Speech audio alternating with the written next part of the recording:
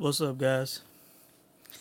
I was sitting here a little while ago thinking about this weekend's plays.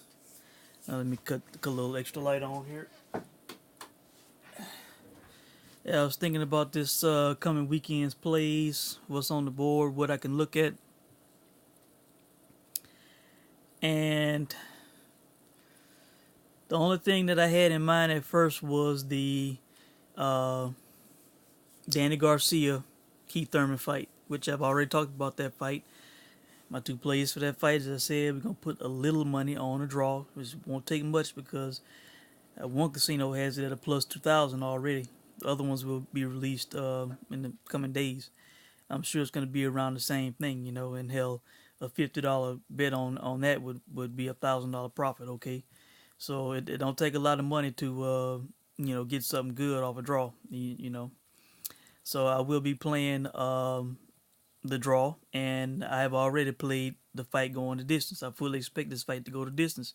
Neither man has been stopped, and neither man has had a stop over a significant opponent for a long time. The last thing that comes to my mind is the Danny Garcia knocking out Amir Khan. I mean, since then, who have they knocked out that was of note? Okay, so yeah, I'm expecting that fight to go the distance, and I'm expecting to win. Okay, there are two things that I noticed that I need to talk about right now. Now, I don't know the odds for these fights. These odds have not been released. That's why I'm going to title this as a preview and not the odds.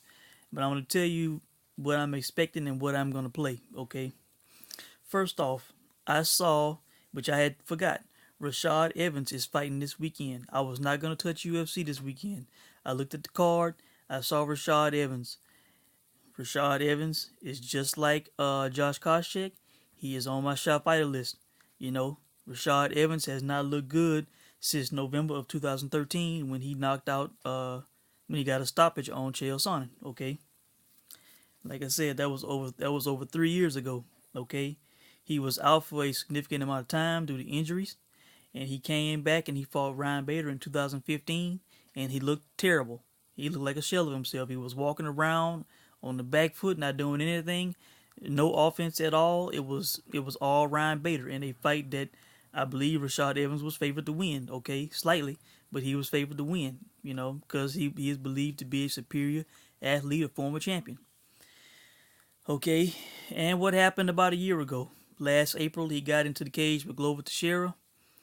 The same Rashad Evans showed up. He showed Glover too much respect. I just watched the fight on Fight Pass to refresh the memory, and he showed Glover a lot of respect when Glover moved forward or threw, looked like he was gonna throw anything or threw a kick. He had this look in his eyes like like he was terrified, like he was, like he was just scared to death. And of course, he got caught with a left hand and then followed up by a right, and he was put to sleep by Glover Teixeira. Okay, showed Glover too much respect, did not come forward at all, no aggression, on the back foot, just looking like a shell of himself, a shot fighter. Okay, now who is he fighting? He is fighting a guy named Daniel Kelly. Now, a few hours ago, if somebody would ask me who was Daniel Kelly, I would have said I have no idea. I would not know who Daniel Kelly was. Okay, Daniel Kelly is 39-year-old Australian. He is a four-time judo Olympian. The guy, he's 6 feet. He has a 70-inch reach, and he is a middleweight. And a key point in this fight is this is Rashad Evans' first fight at middleweight, I believe, in his career, for sure in the UFC, because he has fought at heavyweight and light heavyweight in his UFC career. And at 37, he is going to make a drop to middleweight. Okay, now he has claimed that he is living the middleweight lifestyle, and I guess he's lost his weight and he's, living a little lighter these days. But I'm telling you, this is a hell of a change for a career light heavyweight. Okay, and heavyweight. All right, so Daniel Kelly. I could not recall any of his fights. I did not know who the guy was. And as I told you guys in the past, I like to look at the most recent fight for the most part. Okay, now the guy's record as of now is 12-1. His lone loss came against Smiling Sam Alvey in May of 2015. He was TKO'd by punches in round one, 49 seconds in the round one. Okay, that might seem like a bad loss, but Sam Alvey has power. Okay, don't let the smiling gimmick fool you. The man has real power. Okay, so there's no shame in getting knocked out by Sam Alvey. Okay, but other than that loss, he has a spotless record. Okay, his last fight was against Chris Camozzi on that Robert Whitaker Derek Brunson card that was on FS1, I believe, in November of 2016. I did not watch that card. I may have seen bits of this fight at the time, but I was not paying hardcore attention. I did not. I was not into that card at all. Okay. I just watched that fight on Fight Pass. Okay, to see who Daniel Kelly is, what he's about. And I'm telling you, with the fact that Rashad is a shot fighter, in my opinion, and this guy, what I saw in the Chris Camozzi fight, I'm most likely going to play Daniel Kelly on the money line in this fight. I'm assuming he's going to be the underdog. I'm not sure about how much. I hope he's a big underdog. In the fight with Chris Camozzi was a minus 230 favorite to beat Daniel Kelly. Okay, Chris Camozzi is 30 years old compared to Daniel Kelly being 39. If he was 39 at the time, I think he was. He was 2 inches taller than Daniel Kelly, so he had an age and a height advantage on Daniel Kelly, and he had a reach advantage of I think like 76.5 inch reach or something like that. Rashad Evans reaches 75 inch. Okay. Now, in the first round of this fight, these guys were going punch for punch, kind of lick for lick.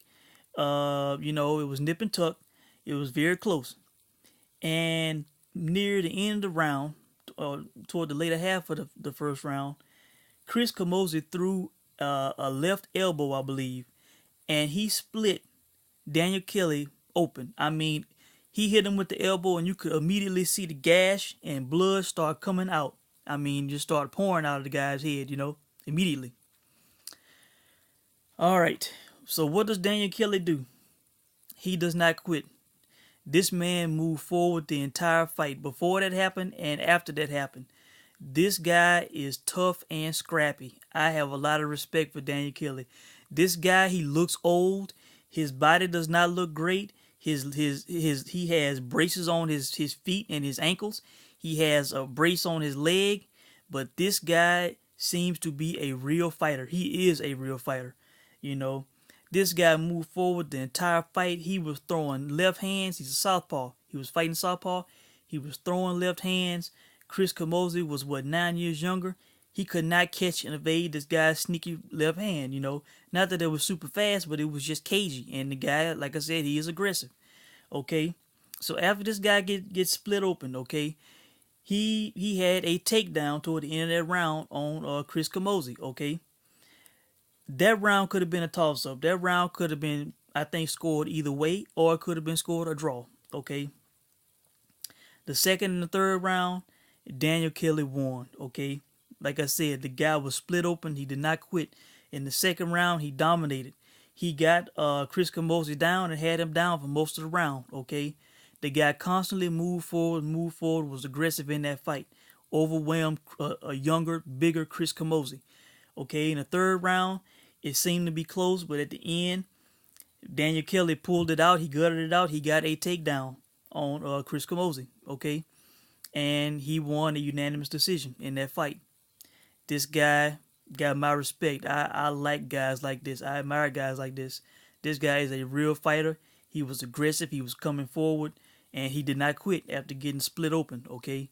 If you guys want to look it up on Fight Pass yourself, I would encourage it. If you did not watch that fight or remember that fight, Chris Camozzi and Daniel Kelly. It is a fun, interesting fight. I don't know if it got fight of the night that night, but I enjoyed it. I saw a guy who was badly cut, who survived and fought. He was a real fighter and he won that fight. So as opposed to Rashad Evans, who has not been aggressive at all, in his last two fights, who we have not seen of the real Rashad since November of 2013. This guy has been coming forward. He comes forward, and he goes for victory. Okay, he is aggressive. So I am assuming Rashad Evans is going to be the favorite in this fight when it opens. And I'm pretty sure these betters are gonna be like, Daniel Kelly, this older guy, Rashad Evans. He's younger. He was a former champion. He's more athletic. I think the bettors and the odds makers are gonna put stock in that, and Rashad's gonna be the favorite. I hope he's a big favorite. I hope he can get a good number on Daniel Kelly. I wouldn't expect him to be more than minus 230 like Chris Camozzi, but he should be a favorite in this fight. Probably maybe like a minus 185, minus 175. I think I can see that for Rashad Evans. But I'm telling you, I think Daniel Kelly is going to be a live dog. I'm going to play him against a guy who I think is shot, who has not been aggressive. Daniel Kelly could be victorious in this fight, okay? Now, the other thing that I'm interested in this weekend on the undercard of Thurman Garcia is Andrew Fonfara and Sad Chad Dawson. Okay, I have never been big on Sad Chad Dawson. Even when he was in his prime, when he was the champ, I thought he was overrated. I did not think he was special or that good. Okay, and of course he lost to my man from Canada. I'm having a brain fart on his name. The guy who just fought Coach Pascal. He lost the championship to Pascal. Okay, he the last time we saw a decent looking Chad Dawson was when he beat Bernard Hopkins in the rematch. Then he got embarrassed by Andre Ward, and of course he got first round KO'd by Adonis Stevenson. Okay, and ever since then he lost a fight to I think a guy named Carpinci, who I could not point out to you right now, tell you who he is. His last two fights, he won his last fight by like a fourth round KO, and the fight before that, he went a full 10 rounds with the guy who, if I remember correctly, the guy he went 10 rounds with was like 12-8 or some shit like that. A sad record like that. He went a full 10 rounds with a guy like that. I'm telling you. And Chad Dawson is 34 years old now. He is aging. I never thought highly of the guy. Fonfara is younger. He's bigger. He has a longer reach. I'm going with Fonfara on the money line in that fight. He probably should stop Chad Dawson, but I'm just going to play the money line. I'm expecting Fonfara to be the favorite. I hope not a huge favorite. I hope I can get a good, minus 200 or minus 300 on Fonfara. Hopefully it won't be, minus 400 on up. But most likely, either way, I'm going to play that fight because I fully expect him to win. Also, I'm playing David Haye inside the distance against Tony Bellew. I believe it's like at minus 337 or something like that right now. Inside the distance, or minus 357, something like that. So I will be playing that line also this weekend. Okay, probably stick it in the parlay with Fonfara, do a little two-teamer, and put a decent amount of money on it because I expect both of those to win. Okay, and the Daniel Kelly play, I'll probably play that in a single bet. Put a little money on it, depending on what the line is on that. I'm gonna play that, and I think he's a live dog, guys. So that's what I'm doing this weekend. That's what's on my mind, along with the Thurman Garcia plays. And let me know what you guys think about it. After I see the odds, if I have some quick comments, I will comment. And by the way, I'm gonna start doing if you see gamblers alert, that's gonna be kind of like my quick message out to you guys. If I see something interesting, kind of like I saw with the Koscheck fight where he fought the guy Mauricio Alonso. If I want to get a quick word out to you, I'm gonna do what I'm gonna start calling a gambler's alert, and that'll give you like a quick heads up of what I've seen and what's interesting, what's good to play. Hope you guys doing good. I'll talk to you soon. Take care.